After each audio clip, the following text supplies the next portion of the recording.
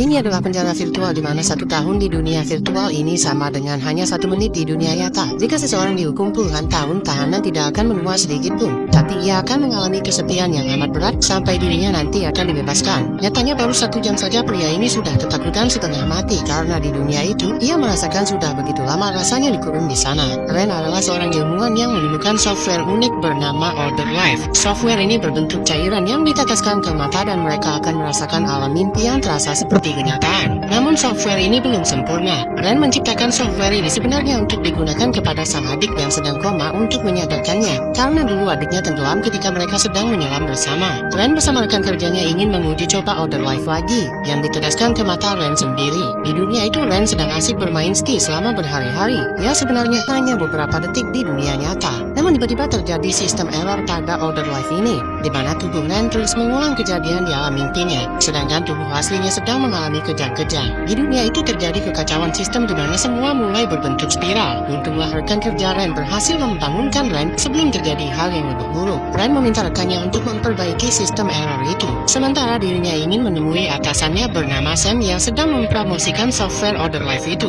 Sam mengatakan software ini bisa digunakan untuk keperluan terapi, bahkan bisa digunakan untuk keperluan rehabilitasi. Sam ingin menunjukkan secara resmi dalam seminggu lagi yang langsung tidak disetujui oleh Ren. Ren bersikeras software itu perlu diperbaiki dalam beberapa minggu lagi. Sam menolaknya karena ia sudah berjanji kepada para investor, termasuk salah satunya adalah Menteri Sosial yang tertarik dengan software mereka. Makanya Ren kembali memperbaiki error dalam softwarenya itu, dan kemudian ia mencobanya lagi kepada dirinya sendiri. Akhirnya software yang ia buat itu mengalami kemajuan, di mana biasanya 1 tetes cairan berlangsung selama 6 hari di dunia mimpi, kini menjadi 20 hari lamanya. Ren kemudian mencoba membawa software itu untuk diuji coba kepada adiknya yang koma, dan ketika itu mata adiknya bergerak. Ren pulang ke rumah untuk meneliti software itu kembali, namun ia mendapatkan pesan dari rumah sakit tentang tagihan yang harus dibayar. Ren yang emosi kemudian menemui ayahnya yang adalah seorang dosen. Ternyata software Other Life itu adalah buatan ayah Ren, namun tidak mau dikembangkan karena akan berbahaya bagi yang memakainya. Ayahnya juga meminta Ren untuk menyerah saja kepada sang adik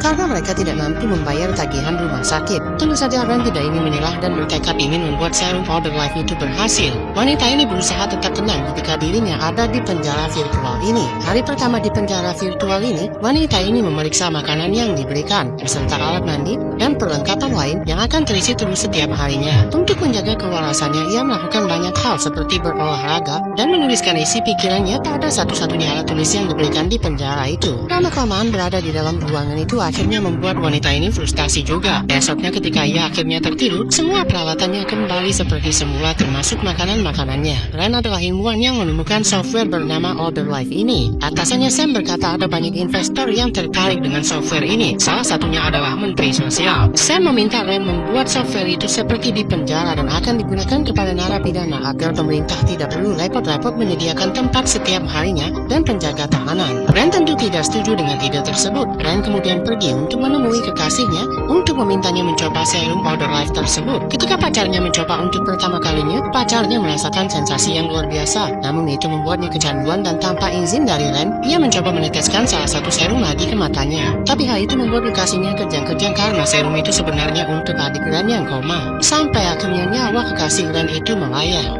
Ren dibawa ke kantor polisi. Di sana ia bertemu dengan atasannya Sam dan Menteri Sosial. Pemerintah tidak akan menangkap Ren jika Ren mau bekerja sama dengan mereka untuk menjadi kelinci percobaan penjara Other Life yang sudah mereka kembangkan. Begitulah akhirnya Ren menerima tawaran itu dan meminta rekannya untuk segera menyadarkannya jika terjadi sesuatu. Ren akhirnya masuk ke dalam penjara Other Life dan berada di sana membuat Ren stres berat. Tapi ia ingat akan tekadnya menyelamatkan adiknya, dan akhirnya Ren berhasil menyelesaikan masa tahanannya selama 365 hari. Tapi tiba-tiba sistem Other Life error, dan masa hukuman Ren kembali mengulang dari hari pertama. Ren yang mengamuk kemudian memukul-mukul penjara itu secara mengerikan. Ketika Ren akhirnya sudah putus asa, ia merasa ada hembusan angin dari tempat makanannya. Ia melihat ada celah di mana ternyata selama ini ia ditipu oleh Sam. Ia dikurung dalam sebuah kotak selama setahun lamanya. Ren melaporkan hal itu kepada polisi, namun ketika mereka kembali ke lokasi itu, penjara tersebut sudah menghilang dari sana. Ren kembali ke apartemennya dan bahkan kini apartemen itu sudah dijual karena Ren menghilang selama setahun.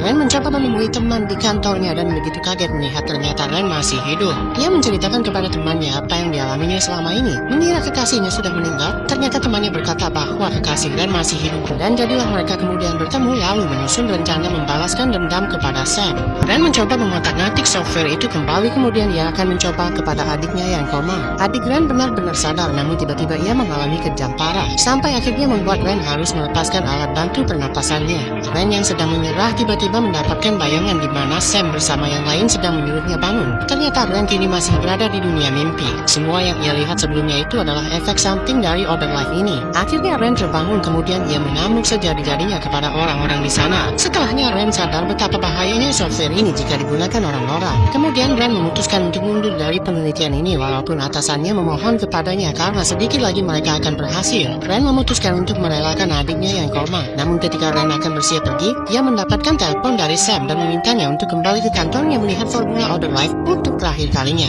Ketika di sana, Sam menunjukkan mereka berhasil memperbaiki kerusakan dalam software tersebut dan meminta Ren untuk terakhir kalinya mencoba kembali software Other Life ini. Tentu saja Ren menolaknya karena ia tidak mau lagi berurusan dengan Other Life ini. Tiba-tiba Sam menjambak Ren dan meneteskan serum ke matanya secara paksa. Ren akhirnya kembali masuk ke dalam penjara tersebut. Karena sudah berkali-kali menjadi percobaan sistem Other Life ini, ia mencoba mengendalikan alam mimpi tersebut dengan pikiran yang jernih. Dan akhirnya Ren berhasil sadar. Ren kemudian membalaskan perbuatan Sam dan memasukkan kembali cairan itu ke dalam mata Sam sendiri. Sam yang masuk ke dalam penjara itu mengalami stres parah. Tubuh aslinya mengalami kejang-kejang karena tiba-tiba sistem Other Life error kembali. Sampai akhirnya Ren memberi penawar dan Sam kemudian sadar kembali. Setelah mengalami sendiri penjara Other Life itu dan betapa mengerikannya berada di sana, Sam akhirnya sadar bahwa Other Life tidak bisa digunakan kepada orang lain.